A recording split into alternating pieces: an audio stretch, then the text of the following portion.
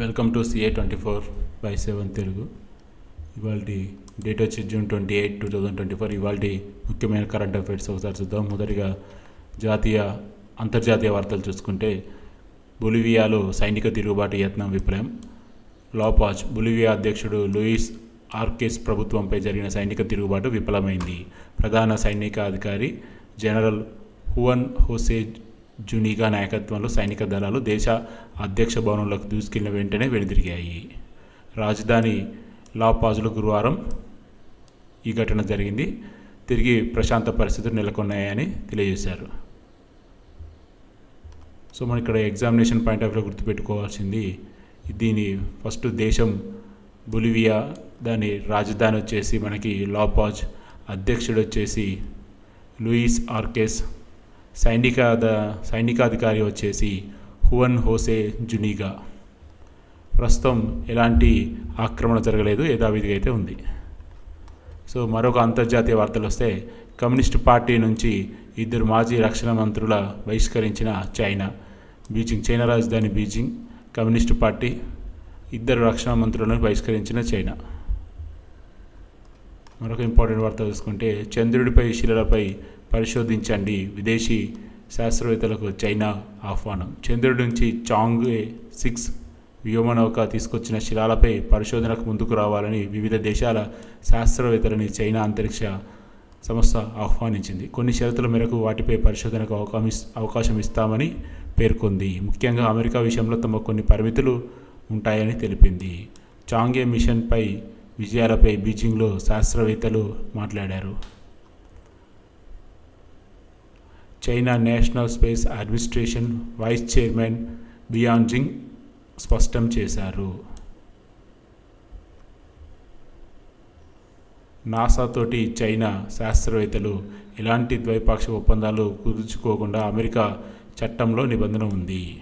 So మన examination point of వ్యూలో చూసుకుంటే, ఏ దేశం విదేశీ శాస్త్రవేత్తలకి ఆహ్వానించి పరిశోధించండి అంటే అది China space administration vice chairman వచ్చి జిగాంగ్.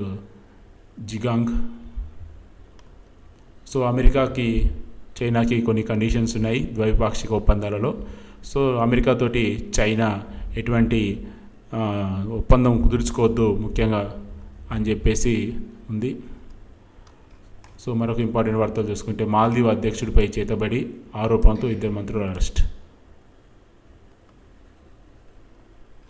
మరొక ఇంపార్టెంట్ వార్తలు చూసుకుంటే, భారత్లో మత స్వేచ్ఛపై అమెరికా విమర్శలు, మత మార్పిడి నిరోధక చట్టాలు పెరిగిపోతున్నాయని బ్లింకన్. భారత్లో మత స్వేచ్ఛపై అమెరికా మళ్ళీ విమర్శలు చేసింది. ఇండియాలో మత మార్పిడి నిరోధక చట్టాలు పెరిగిపోతున్నాయని తెలిపింది. రిలీజియన్ ఫ్రీడమ్ రిపోర్ట్ 2023ని అమెరికా విదేశాంగ శాఖ మంత్రి యాంటోనీ బ్లింకెన్ బుధవారం రిలీజ్ చేశారు. ఇండియాలో మత మార్పిడి నిరోధక చట్టాలు, విద్వేష ప్రసంగాలు రోజుకి పెరిగిపోతున్నాయని వీళ్ళు తెలియజేశారు. 200 పైగా దేశాల్లో మత స్వేచ్ఛ ఎలా ఉందని దానిపై అమెరికా రిపోర్టు విడుదల చేసింది. భారతదేశంలో 28 రాష్ట్రాల్లో 10 రాష్ట్రాల్లో దాదాపు అన్ని మతాలకు సంబంధించిన మత మార్పిడి నిరోధక చట్టాలు ఉన్నాయని తెలిపింది.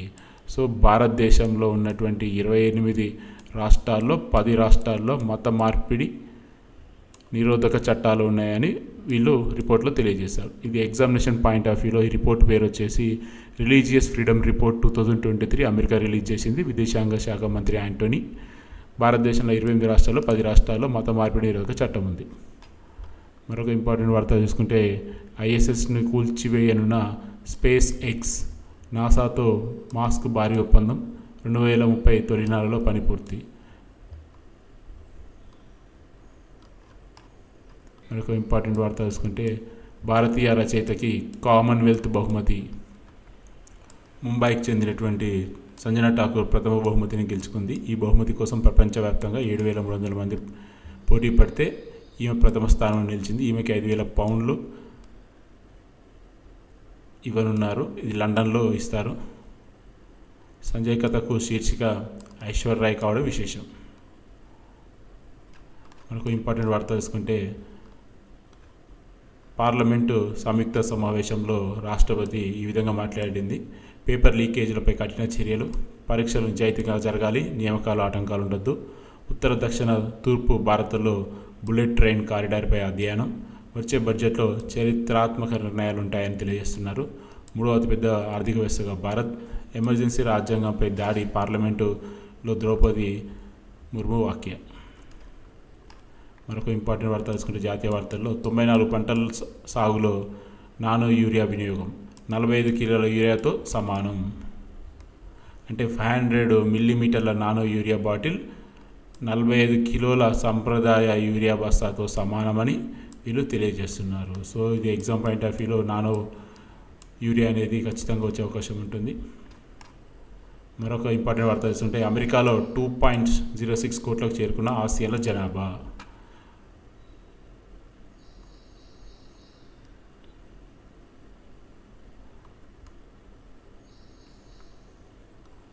ప్రస్తుతం దేశంలో హిపానియేతర శ్వేత జాతీయులు 58% ఉన్నారు. అమెరికాలో వారిది అతిపెద్ద వర్గం. తర్వాత స్థానంలో హిస్పానియన్లు ఉన్నారు. దేశంలో వారి జనాభా 6.2 కోట్లు. ఆఫ్రో జనాభా 4.23 క్రోర్స్. అమెరికాలో తెలుగు ప్రజలు 12 లక్షలు. 8 ఏళ్లలో 4 రెట్లు పెరిగారు. ఎక్కువ మంది మాట్లాడే భాషలో తెలుగు 11వ స్థానం. యుఎస్కి ఏటా 70,000 మంది స్టూడెంట్స్. మరో వార్త చూసుకుంటే కౌంటీలో అజింక్య రహానే లీసెస్టర్ షైర్ క్లబ్తో అగ్రిమెంట్. అరుంధతి రాయ్కి అరుదైన గౌరవం. పెన్ ప్రింటర్ ప్రైజ్ పురస్కారం ప్రకటించిన award committee. PEN Pinter prize 2024కి అక్టోబర్ 10న బ్రిటిష్ లైబ్రరీ నిర్వహించిన కార్యక్రమంలో ఈ అవార్డు అందుకోనున్నారు. 14 ఏళ్ల క్రితం రెచ్చగొట్టే ప్రసంగాలు చేసిన ఘటనలో ఇటీవల అరుంధతి రాయ్పై ఉపా చట్టం కింద కేసు నమోదైంది.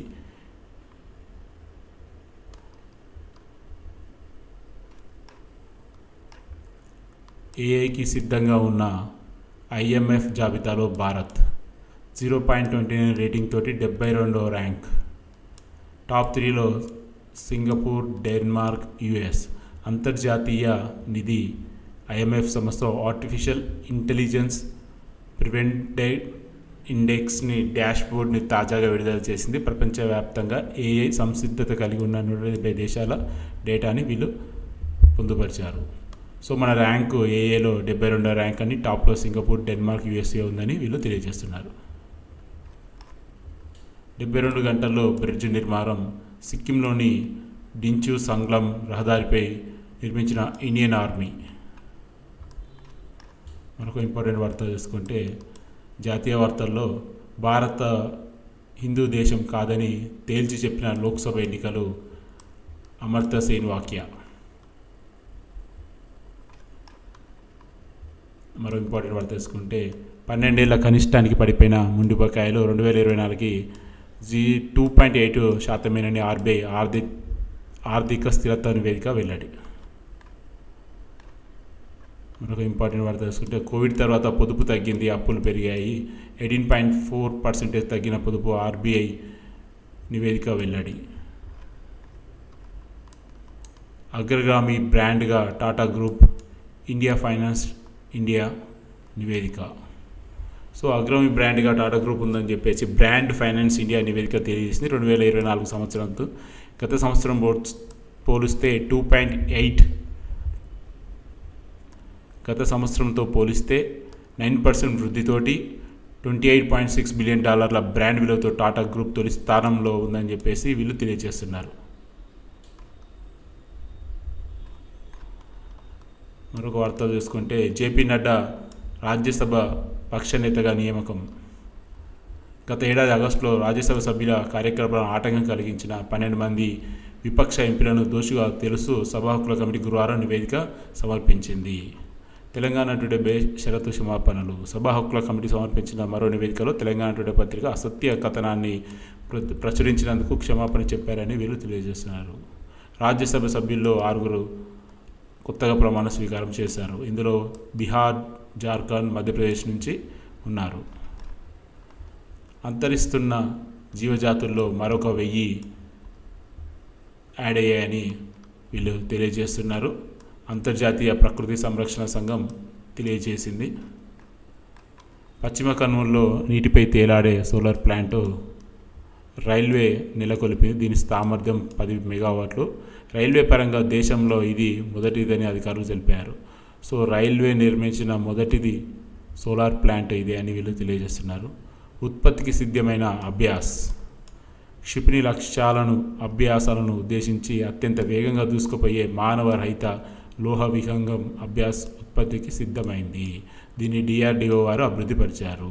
ఒడిశాలోని చాంద్పూర్ ఇంటిగ్రేటెడ్ టెస్ట్ రేంజ్ నుంచి ఇప్పటికే అభ్యాసం 10 సార్లు విజయవంతంగా పరీక్షించారు. మరొక ఇంపార్టెంట్ వార్త చూసుకుంటే నూతన న్యాయ చట్టాలపై సమాచారానికి సంజజ్ఞ యాప్ని కేంద్రం తీసుకొచ్చింది. సంజజ్ఞ యాప్ని రైల్వే రక్షణ దళం RPF director general Manoj Yadav గురువారం రైల్వే శాఖ ఆవిష్కరించింది. తెలంగాణ వార్తలకు వస్తే గిన్నిస్ బుక్ ఆఫ్ రికార్డులోకి 4వ తరగతి విద్యార్థి. విమానాలపై తోక భాగంలో ఉండే లోగోల ద్వారా విమానయ పేర్లని అనర్గళంగా చెప్పడంతో ఈ విజయం సాధించినట్టు చెప్పారు. 1 నిమిషంలో 75 విమానాల లోగోలు చెప్పడం జరిగింది. తెలంగాణ వార్తల్లో మరి ఇంపార్టెంట్ వార్త చూసుకుంటే భారీగా పెరిగిన ఫార్మా ఎగుమతులు 2023-24లో 2.31 లక్షల కోట్లు వెల్లడించిన ఫార్మా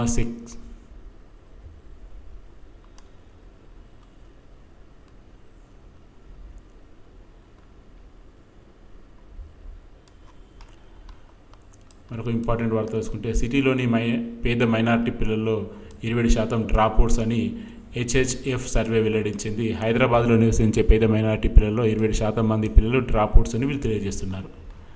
మరొక ఇంపార్టెంట్ వార్త చూసుకుంటే తెలంగాణ వార్తల్లో నేడు ఇరాన్ అధ్యక్ష ఎన్నికలు, హైదరాబాద్లోనూ పోలింగ్. ఇరాన్ కొత్త అధ్యక్షుడిని శుక్రవారం ఆ దేశ ప్రజలు ఎన్నుకోనున్నారు. తెలంగాణలోని హైదరాబాద్ సహా ప్రపంచంలో పలు ప్రాంతాల్లో బ్యాలెట్ బాక్సులను సిద్ధం చేస్తున్నట్టు తెలిపారు. హైదరాబాద్లోని ఇరాన్ కన్సల్టేట్ కార్యాలయంలో బ్యాలెట్ బాక్స్లో ఉంచామని, అర్హులైన ఇరాన్ పౌరులు హైదరాబాద్లో తమ ఓటు హక్కు వినియోగించుకోవచ్చని తెలిపారు. గత నెలలో హెలికాప్టర్ ప్రమాదంలో ఇరాన్ అధ్యక్షుడు ఇబ్రహీం రైసీ మరణించారు. ఆయన మంత్రివర్గంలో ఉపాధ్యక్షుడు ఉన్న మొహమ్మద్ మెక్సర్ సహా 4 కన్వర్టిజన్లు, ఒక రిఫార్మిస్ట్ పోటీ పడుతున్నారు. సో ఇరాన్ ఎలక్షన్లకి హైదరాబాద్లో కూడా ఓటు హక్కు కల్పించడం ఇది చాలా ఇంపార్టెంట్ న్యూస్గా మనం చెప్పుకోవచ్చు.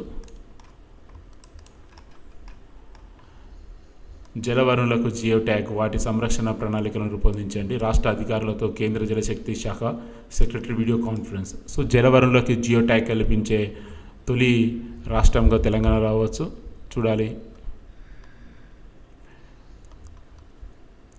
ఈ ఏడాది నారీ శక్తి సే జలశక్తి అభియాన్ థీమ్తో నీటి యాజమాన్య నిర్వహణ పద్ధతులపై మహిళా స్వయం సంఘాలకి శిక్షణ ఇవ్వాలని వీళ్ళు నిర్ణయించారు. సో ఇది ఇంపార్టెంట్ థీమ్ కింద మనం చూసుకోవాలి.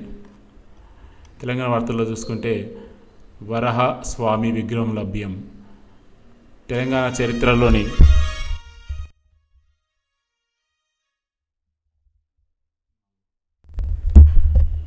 చరిత్రలో ఒక సువర్ణ అధ్యాయం వచ్చినట్టు మనం భావించాలి.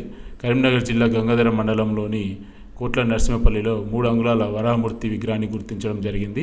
ఇది 4వ శతాబ్దానికి చెందినని వీళ్ళు చరిత్రకారులు అనుకుంటున్నారు. మీ అందరికీ తెలుసు, వరాహి అంటే మనకి కాకతీయుల రాజుల ఒక గుర్తుగా మనం భావించాలి. సో అది దొరకడం అంటే ఇది చాలా గొప్ప విషయం చూడాలి. రానున్న ఎగ్జామ్లో దీని ఇంపార్టెంట్ పాయింట్గా అయితే చూడాలి. మరొక వార్తల్లో చూసుకుంటే తెలంగాణ వార్తల్లో KS రావుకి సృజన్ శిఖర్ పురస్కారం. కేంద్ర సాహిత్య అకాడమీ కార్యదర్శి డాక్టర్ కుతేని శ్రీనివాసరావుకి సృజన శిఖర్ పురస్కారం లభించింది. వారణాసి చెందిన ప్రముఖ సాహిత్య సంస్థ నాంది సేవా న్యాస్ సమితి ఏటా ప్రముఖ సాహిత్యవేత్తలకి పురస్కారంతో సన్మానిస్తూ ఉంటారు. సో అది మన తెలంగాణకు చెందినటువంటి KS రావుకి రావడం జరిగింది. ఆంధ్రప్రదేశ్ వార్తల్లోకి వస్తే ADC చైర్పర్సన్గా Lakshmi Parthasarathi, Amaravati development corporation chairperson managing డైరెక్టర్గా రిటైర్డ్ సీనియర్ IAS అధికారిని నియమించడం జరిగింది. ఆంధ్రప్రదేశ్ వార్తల్లో చూసుకుంటే 65.18 లక్షల మందికి 4,399 కోట్ల పింఛన్లు జూలై 1వ తేదీన ఇంటి వద్దనే ఇవ్వనున్నారని CS తెలియజేశారు. ఇతర వార్తల్లో చూసుకుంటే వలసబాట, ప్రపంచవ్యాప్తంగా 12 కోట్ల మంది శరణార్థులు, 40% పొట్టచెత్త. ఉక్రెయిన్ గాజా యుద్ధాలతో పెరిగిన శరణార్థుల సంఖ్య 10 ఏళ్లకోసారి రెట్టింపు. 1951లో ఐరోపా తర్వాత ప్రతి 10 ఏళ్ళకి ఇలా జరుగుతుంది. 80లో కోటికి చేరారు, 90లో 2 కోట్లు, 2021కి 3 కోట్లు, తాజాగా 11 కోట్లు చేరినట్టు తెలియజేస్తుంది. 2020 నుంచి వేగంగా శరణార్థులు అనేది రికార్డ్ అవుతుంది. 2022లో రష్యా, ఉక్రెయిన్, 2023 నాటికి 60 లక్షల మంది ఉక్రెయిన్లో నిరాశ్రయ్యారు. 2023లో సుడాన్ సైన్యం ర్యాపిడ్ సపోర్టు. ఇక ఇజ్రాయిల్ దాడులతో గాజాలో గత ఏడాది దాదాపు 10.7 మంది నిరాశ్రయాలయ్యారు. సో శరణార్థులు ఉండడానికి ఈ విధమైన కారణాలు కూడా ఒక ఇంపార్టెంట్ చెప్పాలి.